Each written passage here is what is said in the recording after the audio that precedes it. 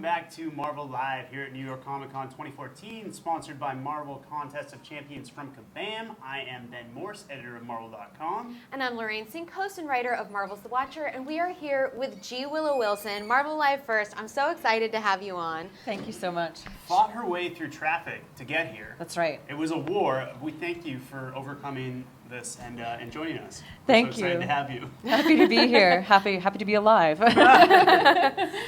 So how has the con been treating you? We were talking earlier, I know you just got in, but how has it been thus far, being out on the floor and with the fans? It's been really amazing. I think the fan response to Ms. Marvel just continues to blow me away. It's been great to see all the cosplayers who are just incredibly talented, including some very, very tiny little Ms. Marvels. I saw some. That's pretty adorable, and that's a new thing for me. So it's been a lot of fun. When you took on this book, it's definitely, like you said, it is kind of a new thing for you. Not only taking on a mainstream Marvel superhero book, but also taking on a book that already had kind of the cult following built in. I remember just when we announced it, before even an issue came out, there was already like rabid fandom. What did you expect? What did you think it was going to be like, and how have those expectations been defied? You know, I thought we were going to do a really good book that would run for like maybe 7 issues, and then we'd be asked to wrap it up. I thought that, you know, I really didn't realize how much the landscape has changed and how interested people were going to be and new and different. And so just to see the book find this audience and find this new group of fans has been just amazing for me. And it's totally beyond anything that I could have expected going into the project. I think something that's been so cool about the book is that Kamala is such an awesomely relatable character. She's got this like real fangirl side of her, and like she's just a really authentic, I think, teenage girl. When you were writing her, what kind of were you like, oh, I want to make sure to bring this to her?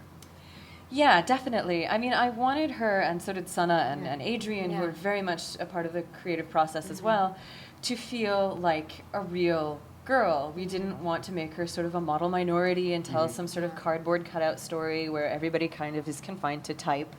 We wanted to show her with all of her flaws, all of her quirks.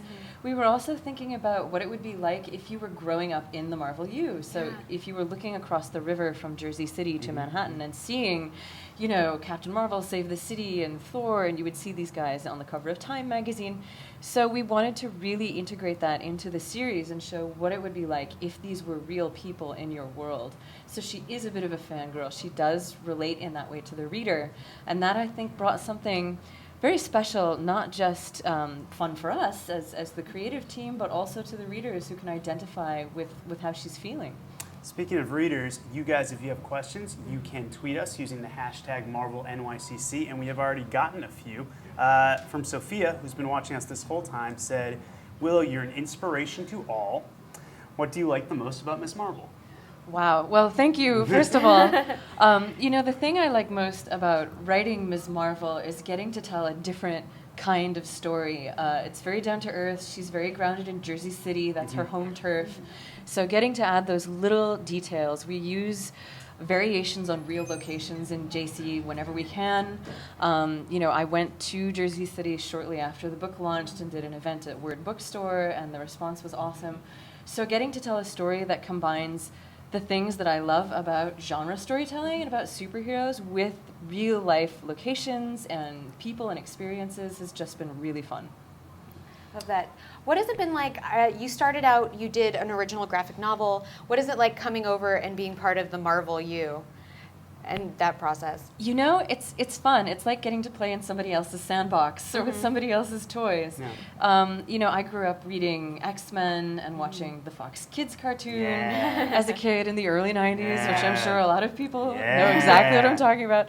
So to me, to be able to be in that world and use those characters and interact in that space that is at once very familiar to me as a fan, but not so familiar as a writer, has been one of the coolest experiences of my career thus far. So it's something I'm really excited about.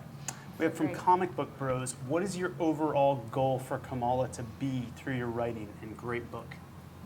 Oh wow, what a good question. I think what makes Kamala stand out is that she's very much kind of a paladin-esque personality. She likes to do good. You know, she's one of these people who helps simply because she sees something that needs fixing and she wants to fix it. And so I think the challenge and also the goal for that is to have her reconcile those ideals with the fact that the world doesn't always fit neatly into this black and white, good, bad kind of, you know, duality, that sometimes you have to make those tough choices. And how do you, as a 16-year-old girl, navigate that world that's increasingly complicated? So I think if we can mirror that, because everybody's had that struggle, everybody's grown up, we don't all have superpowers, but everybody knows what that's like. So I think if we can reflect that in a compelling way that feels real and also fun, then we've done our job. I really do love that book because it reminds me so much of when I was a teenager, and you're like, you're trying to do the right thing, but you don't always know what the right thing is. Exactly. I really love that. I also really love, we keep seeing Kamala team up with people. We've seen her with Wolverine, we've seen her with Lockjaw, we've seen her cross over into Amazing Spider-Man. Is there anyone else that you're like, I really want to see Kamala with this character? Oh gosh. Well, everybody's been talking about when is there going to be a Ms. Marvel, Captain Marvel team up.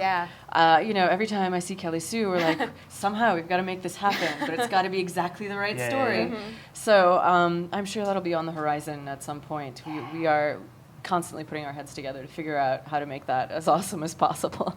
You're so busy actually making the book. Have you gotten to read the Amazing Spider-Man issue yet that Ms. Marvel was in? You know, I was so lucky. I actually got to see the script that Dan wrote before there was even any art, so I got to see his thought process.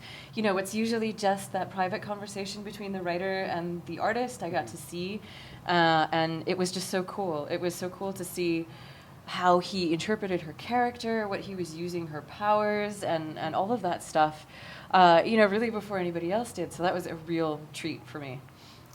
You mentioned Adrian Earth earlier, who is so famous for working on Runaways. What was it like getting to work with him? And did you want some of that Runaways influence? I think that's something that both Sana and I were really, really drawn to. He does such a good job with teen characters, with getting the mannerisms and the body language and all of that stuff.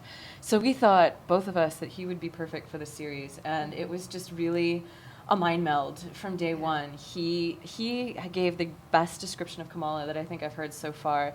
He said she's an off-kilter girl with off-kilter powers, and just knew, you know, like how that, you know, the way that she morphs into different shapes and gets bigger and smaller would sort of impact how she looked on the page, how she interacted with people, all of the visual puns and like weird little things that are worked into the background. That is 99% Adrian. People will tweet me and say like, oh, Marty McFly, or, you know, like, oh, there's this reference or that reference.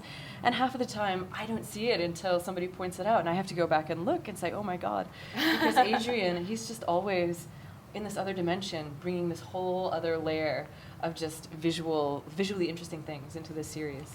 I love that so much. We're just about to wrap up here, but please tell everybody where they can find you online, follow you, websites, etc.